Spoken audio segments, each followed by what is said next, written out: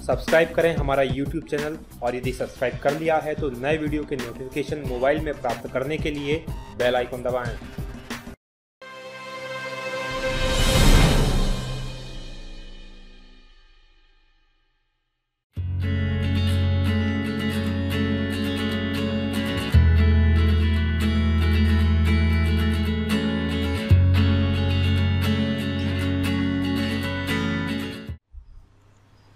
साथियों नमस्कार, बहुत स्वागत है आपका DNK अकेडमी के वीडियोस में। मैं हूं भगवत दांगी, फाउंडर DNK अकेडमी, और आप देख रहे हैं डेली करंट अफेयर शो। आज है 8 जुलाई 2017 और आप सभी का स्वागत है इस शो में, जिसमें हम बात करते हैं करंट अफेयर से बहुत कुछ ज़्यादा आपको देने की ताकि ना सिर्फ आपको करंट अफेयर मिले, ताकि आपको मिले उनके बारे में पूरी जानकारी। तो चलिए शुरू करते हैं हमारा वीडियो। और वीडियो शुरू करने से सबसे पहले एक करेक्शन में करना चाहता हूं।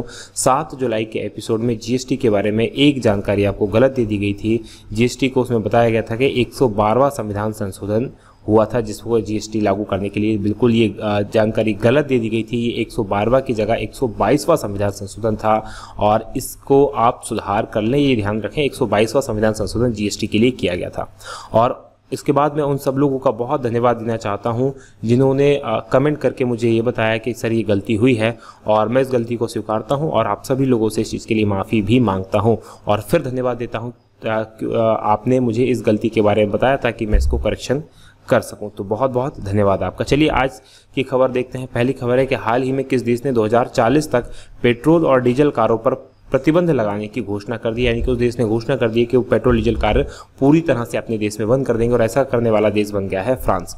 फ्रांस के जो पर्यावरण मंत्री है, जिनका नाम है निकोलस ह्यूलट, उन्होंने इस चीज़ का फैसला किया है, तैयार किया है। और जो राष्ट्रपति हैं इमैनुअल मैक्रोन, उन्होंने इस चीज़ का समर्थन किया है। और इस तरह से फ्रांस ने पूरी तरह से इसको खत्म करने का अपने यहाँ से प्लान बना लिया है। और ये सब किया है पेरिस जलवायु समझौता, जो कि पेरिस में हुआ था अभी 2016 के अंदर, और उसको लागू करने के लिए ये सारी कवायद की जा रही है।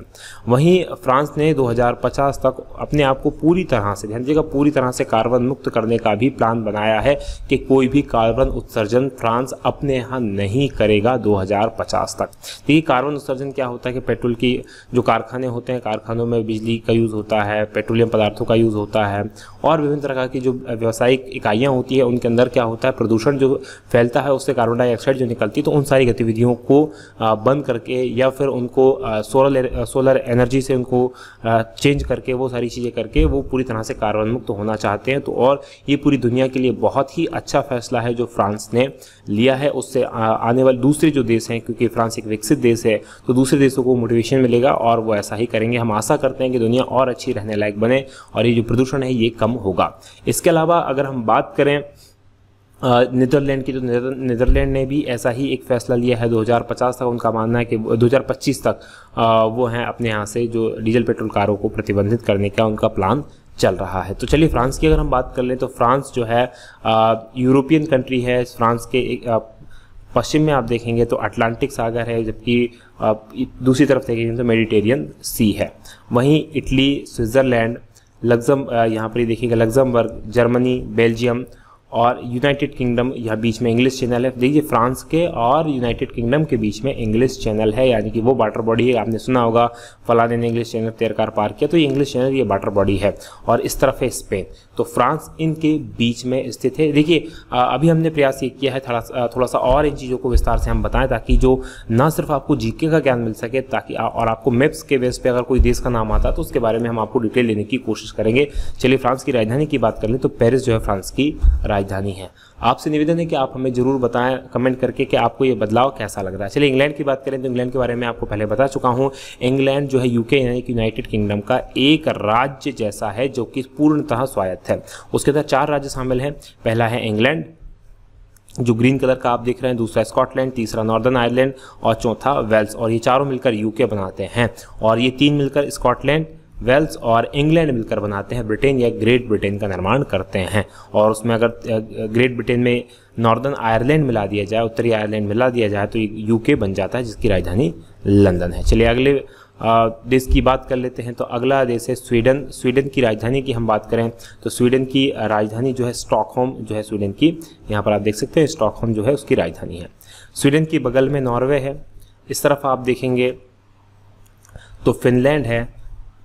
यहाँ एस्टोनिया मिल जाएगा आपको, लाटविया, लिथुआनिया मिल जाएगा, तो ये, और इस तरफ डेनमार्क मिल जाएगा। बीच में जो है गल्फ ऑफ, यहाँ पर अटलांटिक ओशन आपको मिलेगा, नॉर्वेजियन जो है नॉर्वेजियन सी, नॉर्वेजियन सागर मिलेगा, और नीचे बाल्टिक सागर आपको देखने को मिल जाएगा। तो ये इसके आसपास के जगहों के नाम हैं।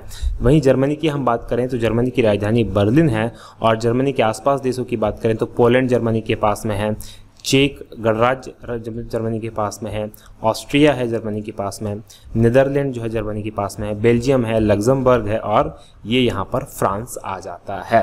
चलिए अगले प्रश्न की हम बात करें तो अगला प्रश्न है भारत, अमेरिका और जापान द्वारा किए जा रहे संयुक्त युद्धाभ्यास का नाम क्या है? तो ध्यान दीजिएगा, भारत, अमेरिका और जापान द्वारा जो संयुक्त युद्धाभ्यास किया जाता है उसका नाम है मालाबार। और इस बार मालाबार 2017 यानी कि 2017वां संस्करण चल रहा है। मालाबार का नाम उसका मालाबार है, ध्यान दीजिएगा। मालाबार की अगर हम बात करें तो मालाबार की जो शुरुआत हुई थी वो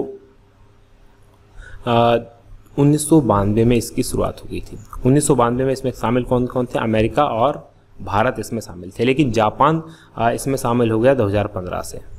बीच में ऑस्ट्रेलिया भी इसमें रहा, लेकिन ऑस्ट्रेलिया बाद में इससे हट गया। अभी वर्तमान में भारत, अमेरिका और जापान इसमें इस संयुक्त सेनाभ्यास में शामिल होते हैं।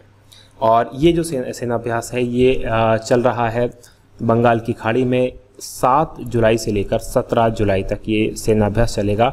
और बेसिकली ये जो अभ्यास है नेवी का अभ्यास है, ध्यान दीजिएगा, नेवी का अभ्यास है, जैसा कि आप इस चित्र में देख सकते हैं, नेवी का ये अभ्यास है। और ये प्रश्न बन सकता है कि मालाबार किस सेना का अभ्यास है, किन देशों के बीच में होता है, कब होता है, कहाँ होता है, तो इस तरह के प्रश्न इसमें बन सकते हैं। 1998 से पहले मात्र 3 बार ही इसको शुरू किया गया था, लेकिन 1998 में अमेरिका ने इसको सस्पेंड कर दिया। सस्पेंड इसलिए कर दिया सेनाभ्यास को क्योंकि भारत ने परमाणु परीक्षण कर लिया था, उसकी वजह से इसको सस्पेंड कर दिया। लेकिन फिर उसके बाद 2002 से इसे नियमित किया गया और 2002 से लगातार प्रतिवर्ष ये आयोजित किया जाता है, और इस बार फिर से ये आयोजित किया जा रहा है। चलिए अगर हम अमेरिका की बात करें तो अमेरिका आपने देखा होगा उत्तरी अमेरिका के अंदर शामिल है, उसके ऊपर है कनाडा, नीचे आप मैक्सिको देख सकते हैं, कैरेबियन कंट्रीज़ देख सकते हैं, और ये छोटी छोटी अलग अलग ग्वाटेमाला और बहुत सारी कंट्री है। इसमें आपको इम्पॉर्टेंट जो है वो यूनाइटेड स्टेट ऑफ अमेरिका है। तो देखिए ध्यान दीजिएगा, यूनाइटेड स्टेट ऑफ अमेरिका का एक हिस्सा यहाँ है और दूसरा हिस्सा जैसे अलास्का है वो यहाँ है। कुल 50 राज्य जो हैं अमेरिका के अंदर शामिल हैं। और अलास्का की बात करें, अलास्का के यहाँ होने का कारण ये है कि अलास्का को 1867 में 1867 में जो है रसिया से अमेरिका ने खरीदा था, और ख़रीदा था मात्र $72 लाख यानी कि 35 करोड़ 51 लाख रुपए समथिंग में उसको खरीद लिया था। तो ये इम्पॉर्टेंट है, इसलिए जो है ये अमेरिका का 50वां राज्य है और सबसे बड़ा राज्य है अमेरिका का, और इसलिए जो अमेरिका से दूर भी ये है। यहाँ से आप देखेंगे इसकी इस तरफ, तो अगर मैप में आप देखेंगे तो रशिया आ जाता है।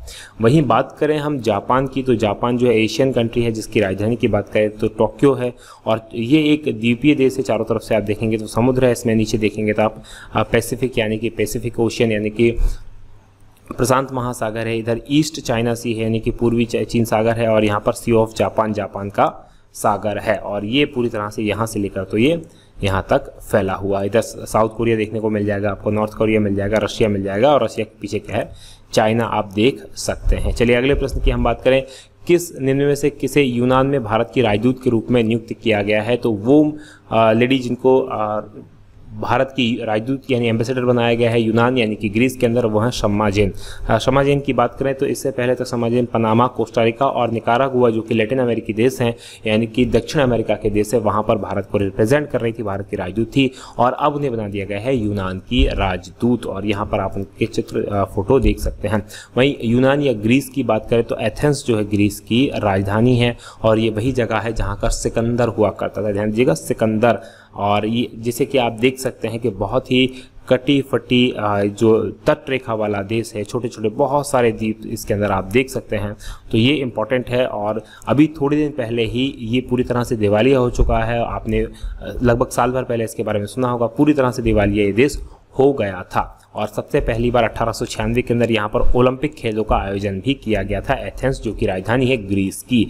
आप देख पाएंगे कि ग्रीस की तरफ इस तरफ देखेंगे तो टर्की आपको देखने को मिल जाएगा, बुल्गारिया आपको देखने को मिल जाएगा, अल्बानिया आपको देखने को यहाँ पर मिल जाएगा। उसके साथ ही आप इसमें देखेंगे और यहाँ ये जो देश है FYROM जो लिखा हुआ है ये मैसेडोनिया है, और मैसेडोनिया का ये फुल फॉर्म है, बड़ा सा बनता है ये मैसेडोनिया का full form, Republic of Macedonia, यहाँ से आप देख सकते हैं ऐसे। तो ये मैसेडोनिया है, अल्बानिया, बुल्गारिया। और अल्बानिया की बात करें तो जो हमारी मदर टेरेसा थी भारत की, वो अल्बानिया की ही जन्म वहाँ अल्बानिया में ही उनका हुआ था। अगले प्रश्न की बात कर लेते हैं। तो अगला प्रश्न, निम्नलिखित से किसी हाल में राजस्थान का मुख्य सचिव नियुक्त किया गया है। तो राजस्थान के जो मुख्य सचिव बनाए गए हैं वो अशोक जैन साहब जो हैं राजस्थान के मुख्य सचिव वर्तमान में बनाए गए हैं। चलिए अगले प्रश्न की बात करें। भारत की किस महिला खिलाड़ी ने गोला फेंक स्पर्धा में 22वीं एशियाई एथलेटिक्स चैंपियनशिप में के दौरान स्वर्ण पदक जीता है? तो वो जो महिला है जिन्होंने स्वर्ण पदक जीता है वो मनप्रीत कौर है। 5 साल के बच्चे की मां है मनप्रीत कौर, और उसके बाद भी जो है गोला फेंक प्रतियोगिता के अंदर स्वर्ण पदक इनके द्वारा जीता गया है। वहीं इस प्रतियोगिता की बात करें तो भुवनेश्वर में ये प्रतियोगिता आयोजित की जा रही है। 22वीं प्रतियोगिता है। इसकी शुरुआत की हम बात करें तो 1973 में इसकी शुरुआत हुई थी। 1973 के अंदर फिलीपींस में इसका जो सबसे पहले शुरुआत की गई थी, वहाँ सबसे पहले एक खेल आयोजित हुई। वर्तमान में 45 देशों ने इसमें हिस्सा लिया है और लगभग 800 इसके अंदर खिलाड़ी हिस्सा ले रहे हैं। अभी तक भारत में 3 बार इस प्रतियोगिता का आयोजन किया जा चुका है। 1989 में दिल्ली में इसका आयोजन किया गया था। उसके बाद हम बात करें 2013 में इसका पुणे में आयोजन किया गया, और वर्तमान में 2017 में किया जा रहा है भुवनेश्वर में। भुवनेश्वर जो कि राजधानी है उड़ीसा की, वहाँ पर इसका आयोजन किया जा रहा है। उसके अलावा 5000 मीटर की जो रेस हुई है उसमें गोविंद लक्ष्मण ये एथलीट हैं। गोविंद लक्ष्मण इस रेस में इन्होंने गोल्ड मेडल जीता है, और ये इंपॉर्टेंट नाम है गोविंद लक्ष्मण और मनप्रीत कौर। चलिए अगले प्रश्न की बात करें तो हाल ही में निम्नलिखित में से किसने IIT खड़गपुर का चेयरमैन नामांकित किया गया है? तो किसको है जो IIT खड़गपुर का चेयरमैन बनाया गया है? तो संजीव गोयंका जो है उनको IIT खड़गपुर का चेयरमैन बनाया गया है। यहाँ पर आप संजीव गोयंका की तस्वीर देख सकते हैं। इससे पहले भी जो संजीव गोयंका है 2002 से लेकर तो 2007 तक IIT खड़गपुर के चेयरमैन रह चुके हैं, और दूसरी बार वो इस पद पर आ रहे हैं।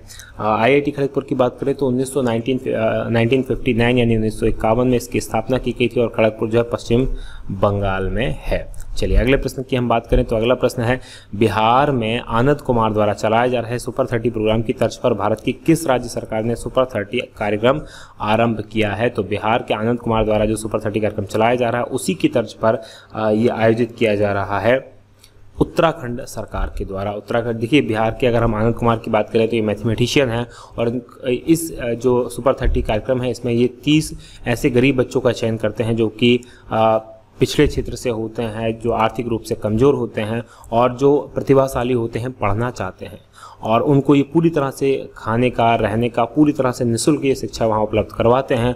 और उनका चयन, और इनका ट्रैक रिकॉर्ड रहा है कई बार 28 लड़कों का 30 में से, और इस बार तो 30 में से 30 का चयन हुआ। तो हर बार ये लगभग 100% रिजल्ट देने के लिए हैं। 2003 से इसकी इन्होंने शुरुआत की थी। 2004 में जाके इनका जो पहला बैच थे उसका चयन हुआ था IIT में। तो इम्पॉर्टेंट है आनंद कुमार। चलिए अगले प्रश्न की बात करें और अंतिम प्रश्न की बात करें। वैश्विक साइबर सुरक्षा इंडेक्स में भारत 165 देशों में कितने स्थान पर भारत का स्थान है? तो साइबर सुरक्षा इंडेक्स की बात करें तो भारत का स्थान जो है वो 23वां स्थान है, और ये जो जारी करती है UN, यानी कि UN की जो एजेंसी है जिसका नाम है अंतर्राष्ट्रीय दूर संचार संघ यूनियन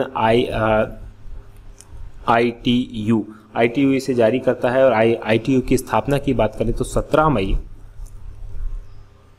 1865 को इसकी स्थापना की गई थी, और जेनेवा जो है, जेनेवा स्विट्जरलैंड का जो शहर है जेनेवा, वहाँ पर इसका मुख्यालय है ITU का। और भारत के स्कोर की बात करें तो 0.683 जो है भारत का स्कोर है, और 23वें नंबर पर है। सबसे नंबर 1 पर जो रहा है सिंगापुर रहा है, और सिंगापुर का जो स्कोर है वो है 0.925। इसके साथ सिंगापुर नंबर 1 पे रहा, भारत नंबर 23वां इसमें रहा है। तो चलिए आज के हमारे जो करंट अफेयर की बातें होती हैं वो यहीं समाप्त होती है। आशा आपको वीडियो पसंद आए। यदि वीडियो पसंद आता है तो आप इसे लाइक करें, शेयर करना बिल्कुल ना भूलें और कमेंट करके हमें ज़रूर बताएं कि आपको हमारा प्रयास कैसा लग रहा है। ध्यान दीजिएगा, आपके जो कमेंट्स होते हैं वो हमें मोटिवेट करते हैं और अच्छा करने के लिए। तो आज की बात करेंगे यहीं समाप्त। आप देख रहे थे DNK अकेडमी, जो है नंबर 1 जी के चैनल। बहुत बहुत बहुत धन्यवाद। जय हिंद, जय भारत।